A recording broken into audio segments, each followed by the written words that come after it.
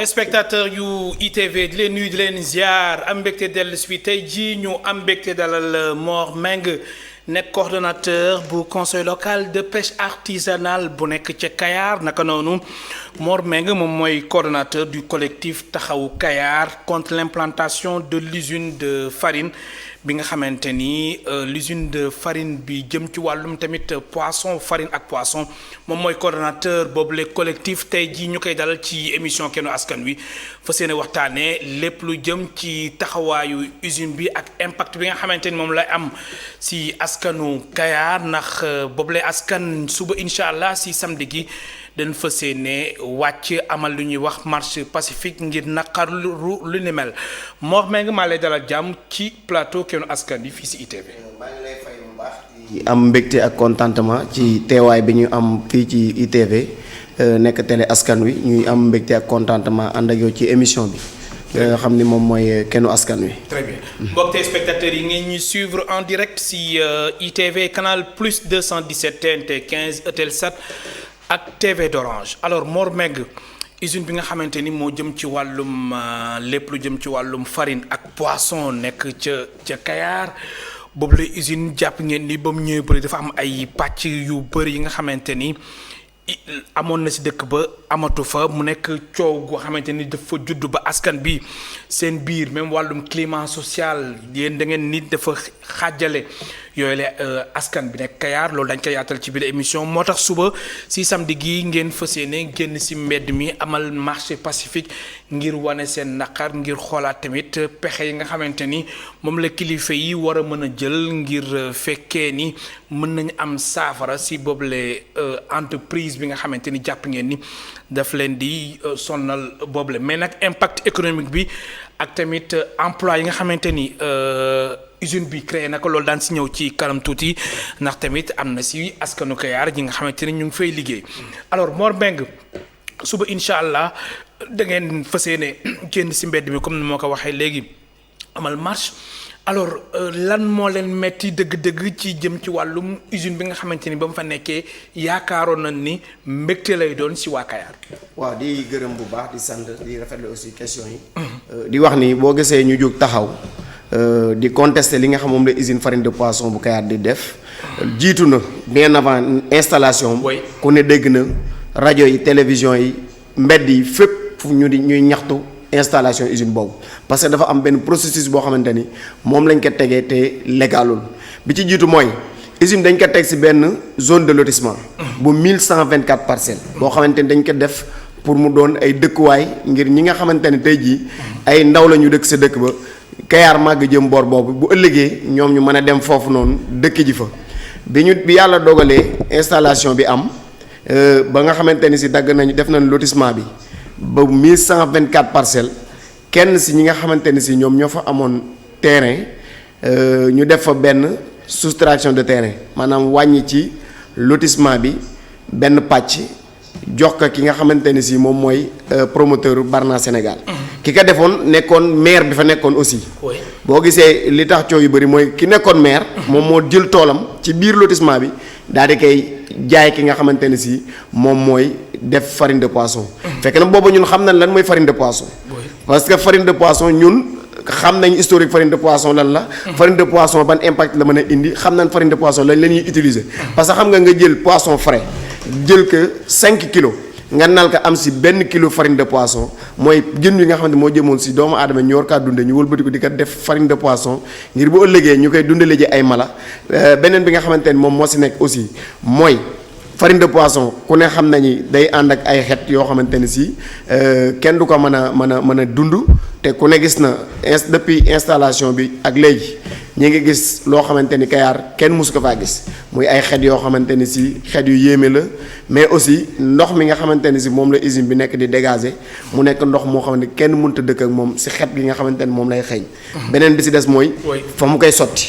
nga xamante ni tey jii nii Kayar dafa am lu ñuy wax commune dafa am lu ñuy wax lac Mbawane dafa bokk si histoire du Sénégal beneen bi si des mooy lac bi dafa nekk à cheval ak. forage bi nga xamante ne si tey jii nii ñun ñi nga xamante ne ñoo dëkkee Kayar forage boobu moo ñu fournir en eau potable ndox mi nga xamante ne mooy eaux usées yi jóge ci usine bi ñu dem di ko verser ji si lac boobu noonu. ba tey jii nii ndoxu Kayar bi nga xam moom la ñuy naan actuellement kenn mënatu kaa naan day dem di jëndi ndox ci boutique yi pour naan ka ndax lan mooy ndox mi la muy xeeñ nit ñi mu kaa tiim rawatina di ka naan. loolu lépp nag bokk seen nga xam tey jii ay jafe-jafe la ñuy dund ba mu motiver ñu ngir ñu fas yéene. moo tax suba ngeen fas yéene wàcc si tali bi ngir wane seen naqar jëm ci boobule usine. mais da ngeen la ngeen di xaar si kilifa yi ndax laataa sax usine bi. ñu koy implanté ca Kayar foofule. coow li bëri woon na trop comme ni nga ko waxee léegi mais teewul usine bi. installé nañ ko ba moom mu ngi doxal mu ngi déroulé. suba. ngeen fas yéene waat génn si mbedd mi lan moo xew lépp lu jëm ci wàllum eaux usées yi. ak xeet beeg ak pollution bi ngeen bëgg loolu ñu si indi ay saafara wala da ngeen bëgg ñu toxal usine bi. waaw première des choses mooy la ñu waxoon ca njëlbeen ga mooy fii ñu koy bëgg a def mënu fee nekk ndax la tax mooy position baaxul la muy dégager baaxul te kenn mënut a dëgg moom te kenn mënut a wax gestion durable des ressources ak implantation ay usines farine de poisson. parce que tey jii nii boo demee sénégalais yi nga xam ñoo nekk à l'intérieur du pays ñooñu nga xamante ne tey jii nii femme transformatrice ñoom ñooy transformé ñoom ñu door a mën a jot si jën yi pour dund léegi farine de poisson privé na leen jën woo ba ñoom mënatuñ see jot ñu di ko transformé di ko def farine muy benn. beneen bi si des mooy da nga wax léegi tudd kilifa yi. parce que ñun bien avant alerté woon nañ kilifa yi le ministre de la pêche et de l'économie maritime dafa waxoon ni usine bii moom parewul pour jox ko licence ndax li tax mënu kaa jox licence mooy gis na ni kat population yi ñu ngi jóg d'accorduñ si. te moom ba mu fa ñëwee sax yéen brassard rouge. bi ministre bi ñëwee dañ ko teeru bloqué ka moom mu leeral ne jox ko amul dara lu ko lié ak usine bi te parewul pour jox ko licence mais bi ñu demee seeti ji ka en audience am na lu mu ñu waxoon te loolu mooy lii am nii parce que ministre daf ñoo xam la woon ne malgré joxuma ko licence mais maa ngi subir pression boo xamante ne moom moo gën a dis bâtiment administratif bii nii te loolu tey jii dañu jàpp ne pression boobu moo waral ñu jox usine bi licence te ndax usine boobu si benn amul ci benn voie légale bu nu war a jaar ba jox ko li nga xamante ni moom mooy licence bi mu détenir ba tey jii ni mu nuy indil jafe-jafe yi nga xamante ni ñi ngi koy dund ci loolu aussi ñi ngi interpellé waat autorités yi ngir xamal leen li nga xamante ne moom la ñuy dund muy jafe-jafe bi nga xamante ni parce que le président de la République son excellence Macky Sall ci plan Sénégal émergent bien avant loolu code de l'environnement dañoo assuré loolu ni nit ku ne am na droit dund ci benn environnement bu sain beneen bi des mooy président moo waxoon zéro déchet te ku nekk gis na ni usine bi mi ngi dégager ay déchets man récemment le 27 juillet bi dama bokkoon naa si acteur de la pêche président de la République recevoir oon mais président sax xam na ni usine Kayar day xeeñ parce que moom jëm boobu bi ñuy wax si d'une manière globale ci usine farine de poisson yi dafa citer nommément le cas de Kayar kon moom président de la République am na information bi mu des nag ñun waa Kayar suñu taxawaay ngir wan li nga xamante ne nag moom la ñuy dund fan la toll si ñun pour que autorité mën a jël benn décision ñun waxuñu nag ni nanu modifier usine bi. usine bi dafa wóor la nekk foofu. war na nekk foofu. parce que mu tant que mi ngi def farine de poisson wóor la nekk foofu parce que usine farine de poisson kenn mën la dëkkal. mais justement usine bi yéen da ngeen jàpp ne dafa am benn concurrence ci seen gis-gis. benn concurrence déloyale bi nga xamante ni moom lay indi foofu la ndax jàpp ngeen ni femme transformatrice yi.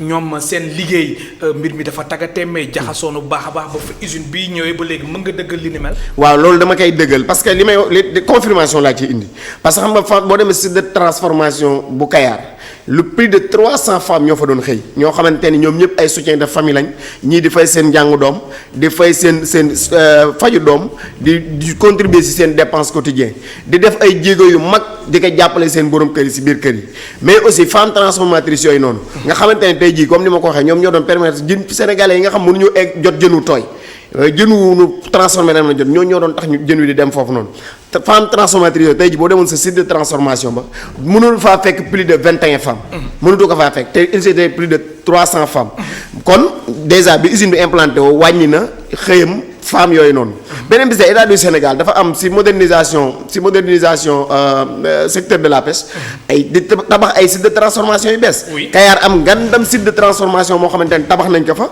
ñu war mais wax naa ko ministre dama ko ne lii da ngeen kaa tabax pour après mu doon ay abri provisoire wala ngeen tabax pour ngeen ay bëy ak xar parce que pour jigéen ñi liggéey actuellement demal site de transformation bu Kayar jigéen ñi nga leen fekk ñu tëdd di nelaw parce que amuñu luñ liggéey ndax lan jën bëreetul ndax lan bateau de pêche mais li fi desoon as néew nga xamante ne bu mu jën musaana dem usine ba ñëw la fa des di ay triage nga xam jigéen ñi dañ doon profité ci loolu dem di am lañu transformé as néew di ko yóbbu fu nekk tey ji si biir Sénégal pour assurer li nga xamante ne mooy suñu besoin en protéine animale te jën li mu ciy joué plus de 70% tey ji noonu privé nañ leen ressource boobu ñoom mëntuñu see jot. am na solo Mor Mbengue coordonnateur bu conseil local de pêche artisanale bu Kayar naka noonu mu nekk coordonnateur du collectif taxawu Kayar ngir ñu bañ implanter usine de farine ak poisson bi nga xamante ni jamono ji mu ngi fa di doxal di dérouler bu baax a baax mu nekk leen métti alors beneen jafe-jafe bi nga xamante ni yéen métti na leen askanu Kayar bokk na si lu ñuy wax ay pollution ak tamit lépp lu jëm ci wàllum xale yi ndax jàpp ngeen ni usine bi lu muy dégager dana tax ba xale yi lépp lu jëm ci wàllum pulmonaire naka noonu tout tànk yi mbir mi daf leen sonnal te xale yu bëre mbir mi daf leen di attaqué. waaw xale yi ak mag ñi nga xamante ni sax tey jii nii ay mag lan yu magee parce que usine bi li muy dégager. maladie pulmonaire dafa bëri fi mu nekk Kayar façon feebar bu ne am na fa actuellement. mais quand même Kayar feebar amoon na fa avant usine bi di fa ñëw. waaw maa ngi ñëw dama xam nga ñun feebar. mais est-ce que mënoo leen wax tamit que ni usine bi moom moo tax waa Kayar di feebar. waxuma ni waa usine bi moo parce que am na feebar yoo xamante ni de nature ñun dañ ko doon gis. mais dafa am ay feebar yu daawul gis. daaw dégg ngeen ñu ni le phénomène benn phénomène bu am Kayar. ñu koy jiñ quai de pêche bi mais quai de pêche bi an jamono choléra si la quai de pêche Kayar gënoon a salte. boobu amuñu sax quai de pêche da ngay dox verre yi di dox si sa kaw léegi nag quai de pêche bu moderne lañ yor defar ko ba mu baax mais bi usine bi ñëwee commencé di dégager odeur am di impacter di sotti ndox ci lac bi. nit ñi di naan ndox moomu noonu mais loolu moo indi feebar nit ñi façon feebar yu nekk mi ngi feeñ Kayar actuellement ñi nga xam te parce que usine bi dafa nekk si benn quartier diggante ñetti quartier muy cité yi la ne Njoxob ak Kër Abdou Ndoye moom mu ne si seen diggante mais tey gune yi nga xam ñoo dëkk si cité yi am na benn femme nee na ma man sama njaboot gi parce que ñoom day ay asthmatique lañ mais bu usine bi taalee pour ñu di am na comprimé bu muy dem jënd ci pharmacie saa bu jeex da koy jëndaat jox leen ko ñaan ko sinon duñ mën a dund est-ce que loolu mën naa continuer beneen c'est sérieux beneen bés def mooy gis na boo leen ñëwee ñu yóbbu leen ci ñoom ngeen def te ñu defal leen témoignage bu ñu weddee li ñu wax lu ñu waxate du dëgg am koo xamante ni benn xale bu jigéen boo xamante ni étudiant demoon nag ñu ngi doon jànge si lycée bi dem na ba ndeysaan njàngam yàqu na parce que benn jour la yaayam di voyagé ànd ak moom bi muy ñëw si usine bi di tolloog usine bi xet gi ko dugg foofu mu commencé wàcc boobu ba tey ji nii hôpital bu ne dugal nañ ko fa pour faj ko mënta wér ay te kooku noonu nekkoon yaakaari papam si njàng mi nga xamante ne moom la doon jàng man nag nga nommé cité nommément muy doomi Jibi Ndiaye doon le président de l'association de pêcheurs actifs tey ji soo demee ba tey ji nii mu talatu la liggéey ndax faj doomam boobu noonu beneen bi si des mooy suñu mag yi nga xam ñoo nekk sa dëkk bi jafe-jafe bi ñu dund usine bi bu taalee dama ne à 5 kilomètres usine bi xet gi dala fay fekk man fi ma dëkkee sama kër ak usine bi c'est plus de 3 kilomètres jàkka bi bay jullee fajar ak usine bi c'est plus de 3 kilomètres mais jàkka ji su usine bi taalee fajar gi kenn du mën a nooy si jàkka ji imaam yi ñëpp ngi àndandoo di ñaxtu li nga xamante ne mooy jafe-jafe bi ñuy nooyi si usine bi mais jafe-jafe bi nga xamante ni moom nañu nooyu si usine bi kon usine bi moom moo nekk nii comme ni ko suñu réalisatrice bi di Ramatoulaye Sall Diop wane si image yi nga defal ñu si commentaire. waaw usine bi moo nekk nii comme ni nga ko waxee. Barna Sénégal la tudd. yàlla dogal na bi nga xamante ne si installé nañ ko fa ak léegi ku ne xam na ne saxaar yi di génn rek li muy dégager. ku ne xam na ni mënut a bañ a am impact bu négatif si askan wi rawatina xeet yi nga xamante ne si parce que tey jii ñun bu njëkk boo musaana voyager Touba xam nga Touba ñun dañ kaa bëgg di fa bari lu ñu fay dem lool. bu ñu fa musaana voyager day tàng xam nga boo ñëwee ba Thiès tàngaay mais bu musaana ñëw village bi ñuy wax Kër Abdou Ndoye usine rek brise de mer bi foofu la lay liwee mais nag brise de mer boobu tey jii nii xet yi nga xam ne moom la usine bi di dégager tax na fi ne brise de mer boobu noonu tey jii nii kenn soxlaatu ko ndax lan bu njëkk beneen bi sax li mu gën a flagrant mooy usine bi fi mu ne ay terrain ñoo fa nekkoon terrain yooyu avant installation usine bi ñi seen borom ñi nga xamul ñëwoon a dëkk ñi ngi doon jaay ay plus de 5 millions mais terrain yooyu fi mu nekk jër mënta jar sax 2 millions mais léegi gis naa benn banderole bi nga xamante ni du ñàkk ñu wanewaat ko ñu nuy Kayar di oui à Barna Sénégal. waaw am waa Kayar quand même am na ñoo xamante ni. ànd nañ si bile projet. waaw dama ne maire Kayar. maire bi dafa àndoon ci projet bi. maire Kayar bokk na si ñi nga xamante tey jii bu nu mosaan a génn def point de presse di ñaxtu moom mooy génn tontuñu mais tey jii du suba dinañ def marche. après ginnaaw suba xool ndax di nga gisati maire. mais man lan laa mënul d'accord Mor Meng dooni ma usine bi amulul benn njëriñ Kayar. waxuma loolu de. waxuma usine bi amulul benn njëriñ quand même am na ay avantages. xam nga avantage yan askanu Kayar am na ñu siy gis seen bopp. d'accord naa ci loolu xam nga gis sa bopp xam nga maanaam lu mu mën a doon dañuy méngale. maanaam li muy jariñ ak li muy yàq lan moo ëpp doole. li muy yàq moo. téeméeri junni yoon usine bi bokk na si li taxoon population Kayar gën see adhéré wu mooy ay employés yi mu digge woon waxoon na dina employé plus de 350 personnes dem leen ngeen xool ndax la fay liggéey mën na 20 personnes waxoon na ni dina financer femmes yi à hauteur de 100 millions laajal femmes yi ba xam waxoon na ni pêcheurs yi daf leen financé jënd leen ay matériel de pêche demal nga laaj pêcheurs yi waxoon na ni ndoxam mi da koy branché si canalu ONAS demal nga laaj loolu mboolem engagement yoo xam ne joxe woon naka ba waa Kayar ñenn ñi adhéré si usine bi tey soo demee loolu dara amu ci amul benn loo xamante ne waxoon naka mu def ka dafa waxoon day tabax hôpital de 200 millions avant muy commencer usine bi. oui dem leen ngeen xool la mu fa tabax man ko ma jox 20 millions ma tabax lu gën lool. déet waay man maa la wax lool 20 millions gis nañ ni boobule usine coow lu muy bëre am na si ay askanu Kayar ñi nga xamante ni ñu ngi fay daan seen doole. am na si ñoo xamante ni jamono yi si ginnaaw ñoom seen xel yëpp lu mu nekkoon mooy jël gaal gi. mais quand même usine bi am na ñu mu retenir ci biir Kayar. loolu soo xoolee sax lu mat juróom-ñetti téeméer ak juróom-benn fukki nit ñun fay daan seen doole. waaw loolu moom dama lay wax fii nii la. yéen ay journalistes ngeen télévision ngeen yor dem leen ngeen vérifier ji loolu dama ne la fay liggéey motul 20 personnes. ñoo xamante ni Kayar dama ni ñoo fay liggéey dëkk Kayar motul 5 personnes ñi nga xam ne Kayar la dëkk. ah non moom moo wax loolu yëpp. dem leen fa xam nga man moom sama problème lenn la. usine bi nekk biir Kayar. askanu Kayar am ñu si adhéré ba pare ñoom ñu ni am na ñu bëri ñu recruter ñi nga xamante ni seen xel yëpp lu mu nekkoon mooy jël gaal gi dem biti réew. fi may wax nii di waxante ak yow nii ma toog nii di wax ak yow. lu ëpp 50 xale yu dëkk Kayar ñi ngi ci géej gi xamuñu dee nañ wala ñu ngi dund. ban période la woon loolu. si jamono bii may waxante ak yow nii après tabaski bi. après tabaski bi lañ demoon immigration clandestine ba tey ji kenn xamul ba tey ji xamuñu fi ay ñii dëkk Tëngéej ñii dëkk Kayar day xeex immigration clandestine. dama ne diggante bi mu fi implanté wu ak léegi li c'est le départ yi gën a bëri parce que li tax mooy. man maa la wax loolu parce que xale yi. le départ yi gën a bëri si li gën a bëri parce que lan moo tax mooy xale yi amatuñu yaakaar dund normal parce que xam nga ñett mënoo kaa boole. mënoo boole amoo xaalis. amoo liggéey wéroo nga continuer toog koomul pexe moo koy def usine bi bokk na si li tax immigration clandestine dekkiwaat Kayar. non déedéet waay bul wax. man maa la wax loolu parce que dama lay wax lan moo tax man. ndax quand même mbëkk mi amoon na fii laata usine bi ñu koy implanté. ci Kayar dama ni usine bi teewul aussi mbëkk mi mu ngi wéy. dama ni usine bi bokk na ci li ko motiver li ko yokk te dinaa la wax pourquoi man je suis le coordonnateur du CLPA de Kayar. oui ñu dénk ñu gestion de la ressource. Kayar actuellement mën nañoo wax 1968. ak tey jii nii diggante 3 ans yi la waa Kayar commencé di ñimee jàpp juvénile bi fi usine bi implanté wu bokkul woon sax seen culture foo dem si Sénégal ñu ne l'exemple de Kayar waa Kayar duñ napp jënu sew waa Kayar et cetera léegi dem na ba motiver leen moom waa ji pour que ñuy dem di jàpp jënu sew woowu jën bu tey bu ku ñëwoon Sénégal jàpp xale yi fi am moins de 10 ans yëpp ñu rey leen. suñ dundee 60 ans si kanam dana am ay mag ñëppay dee kenn kon mag du fi am dem te tey ji usine bi tax na ñuy napp jënu sew beneen bi sax mooy jën wi usine bi dafa war di travail ay déchets la war di liggéey. day liggéey poisson frais. oui. di liggéey ay yow kan mooy jël 7 milliards de francs ni da nga koy investir pour liggéey ay déchets loolu du sax cohérence beneen bi sax mooy.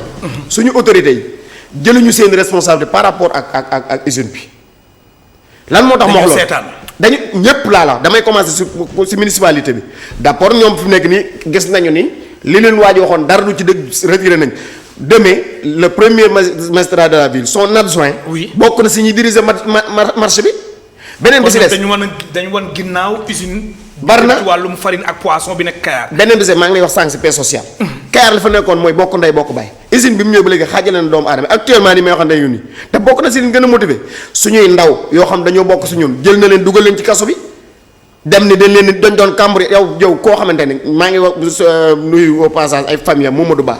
bokkoon si Mamadou Ba ak man ñooy ñaari nit ñi gënoon a fës si combat bi nous étions 10 bi ñuy door a démarrer mais Mamadou Ba li mu yor see ay tool yor te moom am na benn agence kii bu mu doon liggéeyal. kooku li mu yor see ay responsabilité ñu koy jiñ cambriolage ay 125 000 francs dugal ko si kaso bi depuis 6 mois depuis lendemain élection locale ba léegi ñu denc ko si kaso bi ay famille am njabootam. kon da nga bëgg a wax ni amuñu benn preuve te laalewul taqeewul si luñ koy toppee. xam nga loolu noonu mbiri justice la. mais damay wax connaissant la personne dama ni Mamadou Ba ak doomi Pàccéenu Sow ak xale yi dëkk Njoxam am na si ñoo koo xamante ni tool dañ ko fekk mu sàmmi ji ñoom dëkkal sa dëkk ba nee na depuis presque 3 mois ñëwul sa dëkk ba sa gét nagam fa lañ ko fekk ñëw dugal ko ci kaso bi ndax lan parce que moom am na force am na doole yor na alal lu ko neex mi ngi koy def jël population Kayar jël parce que gis nga maa ngi lay wax li nekk instabilité lan moo ko indi. justement foofu sax laa bëggoon ñu taxaw fa Mor Meng ndax yow da nga bokk si ñu gëm ni boobu lay usine bañ ko implanté foofu lay Kayar ñu leen doon xàccanoowee di dóorandoo mais jamono ji dafa am benn climat délétère climat social bi ñii dañ jaar ni ñii jaar ni te da nga jàpp ni usine bi moo ko waral si lan nga basé wu. si li ma basé wu mooy lan usine bi nga xamante ne mi ngi démarré population yi ñi xamul woon dafa bëri mais xaalis la doon utiliser man mii toog nii moom dina ma déglu dina ma seetaan te li may wax bu dul dëgg na ma topp ci yoon. tenté na à maintes reprises corruption ci man. déedwaay. barke alxuraanu karim. yàlla bu ma ñibbi Kayar. ngir nga adhéré. dama bëgg nga ñëw wax ma li nga bëgg ma defal la ko te nga bàyyi usine bi ma ne ko man li ma bëgg yow amoo ko yàlla moo ko am. nekk naa hôtel Faidherbe Dakar may nuyu au passage waa ADEPA ñu invité nu benn atelier ci affaire napp. si dama génn si hôtel ba dama jékki saa ma ne kii est-ce que localisé wu ma sax mu oo ma téléphone fan nga ne maa ngi Dakar mu nan dajee si benn hôtel nga wax ma li nga bëgg ma def ko te nga bàyyi usine ma ne ko jamais au plus grand jamais léegi nag am na ñoo xamante ni xam nga koo xamante ni boo ko joxee 50 millions 1000 francs yi moom la bopp moo ko gën yemuloo koo xamante ni bu yoree 50 millions bu gisee 1000 francs yi jàmbur jël ko léegi nag am na ñoo xamante ni si ñoo loolu la jaaree récupérer leen da nga gis benn famille ñu bokk ndey ak baay kii di jëm xëcc si jëm si Barna kii di xëcc compte Barna ndax lan xaalis moo fa jaar femmes yi nga xamante ne ma lay wax audience publique ba bañ koy organiser. mais Kayar 26000 habitants la. audience publique bi ñu ngi ko def sa salle de réunion bu chef départemental des pêches. salle ba mënut a def plus de 100 personnes. ñu dem maire bi fi nekkoon à l'époque dem mobiliser ay militants politiques am moom waa ji si jëm bopp mu génn xaalis teg si table ji ñuy motiver nit ñi pour ñu ñëw teew si réunion bi encore ñu dig leen ay financement ñëpp bañ. ni d'accord si usine mu dem wooye maire bi ñëw comme moom yàlla dogal nekkoon na maire bu social bari na ñoo xamante ne si dañ koy am froid aux yeux. bi mu ñëwee taxaw ni yéen est-ce que man dinaa def luy lor waa Kayar xam nga maire lu ma waxoon. maa ngi koy wax télévision. il était un talibé de Serigne Saliou. dani usine bii nii man jëmmi Serigne Saliou laay xool ci sama bopp su fekkente ne dara luy lore mi ngi fi buy tàkk du ma fi fekk. avant usine bee démarré yàlla suñu borom jël na ba kenam. loolu doyul message. beneen bi si des li gën a flagrant te nga xamante ne actuellement mi ngi koy def mooy bi mu yëgee ni ñun ñu ngi def marche bi nii. mais dafa jëm ay nit jox leen xaalis digal leen ni leen dem leen ngeen def ji demande de marche. ñooñu dem demande de marche préfet rejeté ka ni leen yéen. ay nit bos autorisé nañu. autorisé nañu ñun jot nañ suñu autorisation. mais alors beneen seetlu bi nga xamante ni foofu foog ñu taxaw fa moom mooy usine bi fu ñu ko implanté wu ngeen ni dafa jege bu baax a baax dëkkuwaay yi te pourtant am na ay études yi nga xamante ni jëm ci wàllum environnement jotoon na am.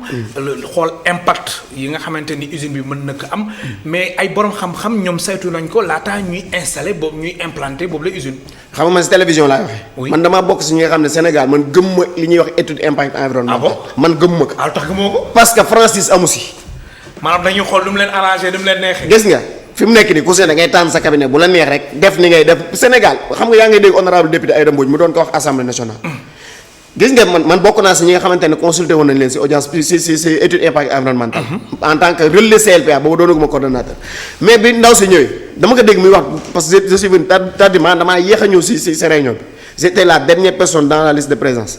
bi ma ñëwee dama ñëw ni dégg muy wax tudd usine ma ne salaamaaleykum ñun moom maaleykum salaam ma ne ko yow damay laaj lan ngay wax problème usine boobu man waxuma farine de poisson de. usine de conservation laa defoon moom laa wax. mu ne waa dañuy wax si d'une manière générale ma ne ko waxuma la farine de poisson mais conservation sax Kayar kenn dootu ko fi def. parce que conservation yi ne fii kese xañ nañu ñu nooyu normal ngeen bëgg di wax ay farine de poisson mais lan la waa ji def signature bi ma signé woon en tant que. si liste de présence firndeel ni man Mor Mbengue d'accord ma si usine bi. mais moom lay jël actuellement di woo population na leen waa mi ngi nii ni d'accord te moo signé woon fii ni d'accord naa nañ ko signé si ab naan bind génne la ma wax sa étude ba teg sama signature. beneen bi si des mooy mu woote publiquement ñëpp ñëw mu ne non parce que booy bi li tax muy bañ usine bi dafa bëggoon ma yóbbu ko mu tukki moom xamuma man maay sama ñetteelu doomu yaay. man d'une manière personnelle ñetteelu doomu yaay am naa ñeenti mag. koo xamante ne sama yaay juru ko ak sama ñetti mag ak ñi nga xamante ne samay rakkal mel na man ak sama rakk bi yor sama matériel yi dem géej ñoom ñoo nekk Kayar ñëpp a ngi bitim réew. man damaa namm dara maa ngi sant suñu borom. bu fekkoon ne moom mën na ma jënd. wala mu mën maa détourner heure bi fekk na usine bi kenn du ko xam. te may am lu may leer lu may dolli tuuti rek. justement si may gërëm bu baax collectif taxaw Kayar parce que dafa am ñoo xamante ne man sama jëm bopp ñoo ma ëpp engagement. parce que léeg-léeg damay mer ba jël di soo gedd mais dañuy motiver wu wan la ne yow bu dul yow sax ñun ñu ngi taxaw fi ñu. très bien mais Mor seen combat bi est-ce que du c'est perdu d'avance comme ni ñu koy waxee ndax avant ñu koy installé yuuxu ngeen fu nekk yéeg wàcc mais teewul installé ngeen ko ngeen di marchaat ngir usine bi jóge fi mais loolu est-ce que béy wuyul mbuus. non béy wuyul mbuus xam nga lu tax mooy ba ñuy marche ñu étions minoritaire ba ñuy wax usine bi du fi nekk booba kenn dégguñu. booba ñu da ngeen ne woon. booba motuñu 20 personnes. bi ñuy door a démarrer motuñu 20 personnes. mais après diggante bi da ngeen sensibiliser askanu Kayar. déedéet danger yi nga xamante ne. non du ñu ngeen gis ni moom la am wala. du ñun ñoo sensibiliser. wala ñoom ñoo gisal seen bopp. usine bi moo leen sensibiliser. parce que moom moo tàkk di xeeñ kenn mënta noyyi moom mooy tàkk di tuur ndox mi bon bi ñëpp di kek dem ñu dem ba sa lag demal lag mbaawoon xam nga la lag. moom fa la nag yi nii sàmm di naane jee lag bi fa la mën a mooy dooleel baykat yi ci ndox ma ñuy bayee lag bi moom moo nekk à cheval ak forage bi nga xamante ni mooy xelle ndox mi ñuy naan. lag boobu fa lay déverser ay eaux usées à l'air libre muy xeeñ kenn mën la nooy foofu damaa bëgg bu li maa ngi ñaan ngeen ñëw Kayar yéen ma yóbbu leen ba si li man lu may wax bu amul firnde du ma ko wax. parce que man xam naa dañ may gis nii damaa xam ni Babacar Diallo le directeur de Barna Sénégal jàmbaar la. Murid Sadikh la mais wir na ma ni damaa am ak moom combat ndax usine la yor buy rayee man ma bañ ko kon du ma xeex di ka may tànk de. moo tax du ma koy def accusation verbale mais usine am 860 doomu aadama yi fay liggéeyee 60 yi nekk ay emploi direct 300 yi nekk ay emploi indirect ak juróomi téeméeri soxna ñu ngi fay liggéey te si yooyu la soxna am na si web bi ay soxna yoo xamante ni ay transformatrice la. xam nga man vraiment man kon foog usine bi ñuy wax kon nekkul Kayar bi ñu yow boobu ngay wax noonu. waaw bokkul ak bi nekk Kayar parce que ba nekk Kayar maa xam nga man. wir na mais ñoom ay chiffres yu ñu génne la. dama lay wax Kayar usine bi Barna Sénégal dama lay wax Kayar parc pétrolier 1302 pirogues la am. junni ak ñetti téeméer ak ñaari gaal ñoo fa ne. oui Kayar amul jeune buy chômer man maa la wax lii mosu leen a dégg si télévision waa Kayar di mars naa dañoo soxla liggéey. doo ko gis parce que ku si judd da ngay dem jàngi école boo demee bu mënutoo jàng nga dem géej. maa nga dem tool. moo tax ñu ne Kayar yi yaar mbay mi ak àll bi ñaar la ñu am. oui dama ne Kayar amul jeune buy chômer boo xamante ne maanaam Barna da kaa war a jox liggéey moom muy benn. waaw mais am na ñu maa ngi ñëw dégg nga dama la ni man waxuma ne amul ñu fay liggéey. dama ne maanaam emploi yi ngeen di wax man moo ma yéem emploi direct yooyu muy wax 60 motuñu 20. beneen bi c'est emploi indirect yi muy wax usine bi laay très rare xam nga Kayar bëreetul. ak 500 femmes yi fa nekk. waaw di femmes yi bu subaa femmes yi nan la tontu.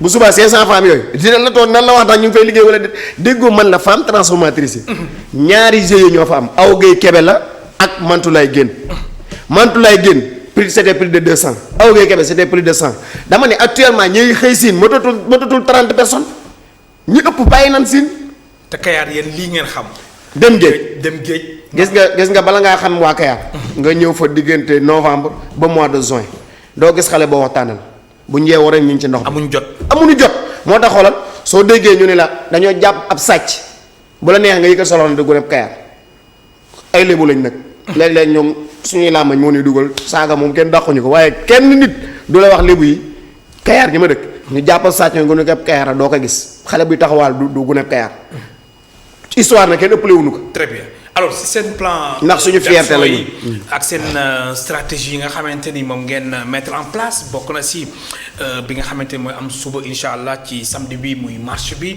après étape boobu soo leen koy évaluer dafa am yeneen jéego yoo leen fas yéene tegaat ngir pousse autorités yi ñu delluwaat si seen décision. waaw fi may waxante ak yow nii dañoo am benn coalition nationale. oui boo xamante ni si de Saint-Louis à Cap Skirring. foofu usine farine de poisson nekk rek ñu ngi joxante loxo. parce que gis nañu ni il faut ñu fédérer suñuy force ngir li nga xamante ni si mi ngi ñuy lor ñun parce que am na usine farine de poisson yoo xam fañ ne amuluñ kenn problème tey boo demee ñi nekk si dëkki tànk yi nga xamante ni géej gi day bëri jën amuñu abondance di am jën ñu narkaatoor ñu koy transformer loolu c'est bienvenu la mais tey fu mel ni Kayar nga xamante ni si mën naa 2005 nous étions à 50 000 tonnes de débarquement. 2005 tey jii soo ñëwee c'est moins de 25 000 de débarquement.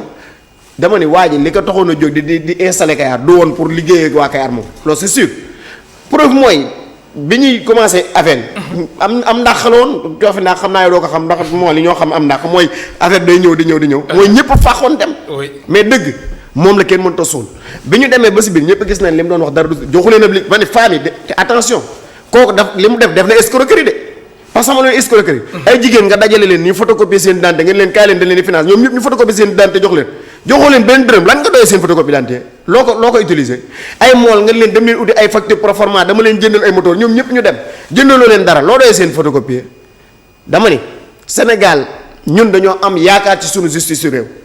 mais nag ñu ngi bëgg a tiit ci sunu justice su réew. kay parce que lan code de l'environnement. xam nga code. code mooy sart bi tënk.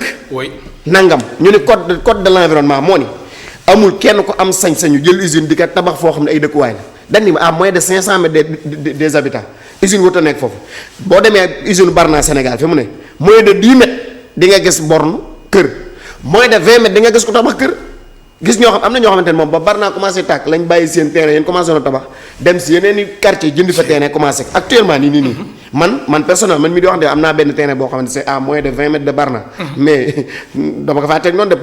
mais nag usine bi daal moom moo tax sawaroo si terrain boobu nga fay investir. dinaa fa investir nag xam nga lu tax. mooy usine bi moom du ma dëkk ak moom te dina fa jóge.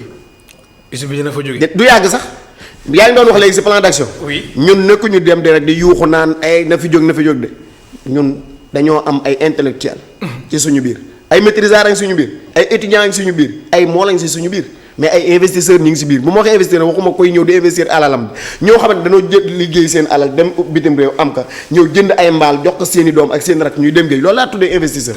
mais amul kenn nag ku ne suñu ginnaaw di ñu pousse pour ñu dal si kaw kenn léeg-léeg da ngay dégg ñu di ko wax ñun ñoo am suñu kenn nekk seen ginnaaw man maa la wax ni amul kenn. mi raxul politique. amul bé xam nga bu raxoon politique dégg ko mën la adjoint au maire. premier adjoint au maire mi ngi si combat bi. demee mën naa am sax ñu def ko par du jour te il était pro Barna de. si ñu àndoon si usine bi la bokk. très bien man lay gërëm baax di la sant la ngay jeexale ndax simili yi jeex na. waaw di sant bu baax. di ñaan yàlla télévision bi yàlla na suñu borom jàpp mu gën a yaatu. amiin di leen gërëm aussi opportunité bi ngeen ñu may. si ñu mën a ñëw génne li nga xamante ne moo nekk suñu dënd. mais di woo population Kayar yépp demee. nañu xam ni défi lañu war a relever. parce que toog si mbaari di kaas ak toog si néeg yi di kaas ak tëdd sa biir néeg di jooy dafa xewi parce que Sénégal république démocratique la kenn ku ne am nga sañ-sañu boo amee la metti nga génn fësal say naxar. lépp nga teg ko si yoon. teg lépp nag nga fexe ba bañ parce que ñun boo gisee collectif bañ démarré ba léegi amuñu benn problème mooy lu ñu def de gis nga marché bi bu ko préfet interdiroon duñ ko def. très bien parce que ñun ay légaliste lañ. am na solo waaw maa ngi leen di gërëm bu baax ci am mbégte bu baax bokk ak yéen plateau bi. di leen wax incha allah ba demee incha allah. di la gërëm baax di la sant di la wax rek yoonu jàmm nga delluwaat si Kayar. di la gërëm bu baax aussi sa disponibilité. merci beaucoup yal na yàlla leeral yoon bi. mu nekkoon Mor Meng mu nekkoon tey suñ gan si émission Kennu Askan Wi.